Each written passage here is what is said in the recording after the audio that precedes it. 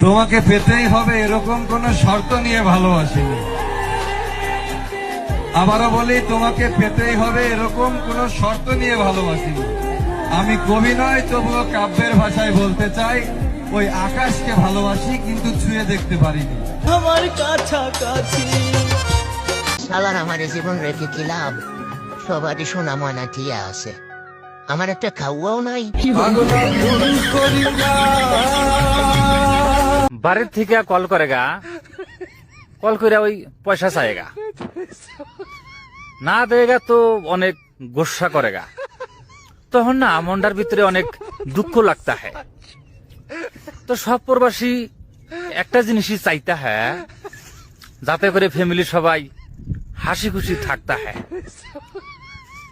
পকেটে টেহা নেই থাকে গা, হাওলাত করে হইলেও বাড়িতে পাঠায়গা। কারণ বাড়ির মানুষ কষ্টে থাকে গা, তখন না এই মনটার ভিতরে অনেক দুঃখ লাগে।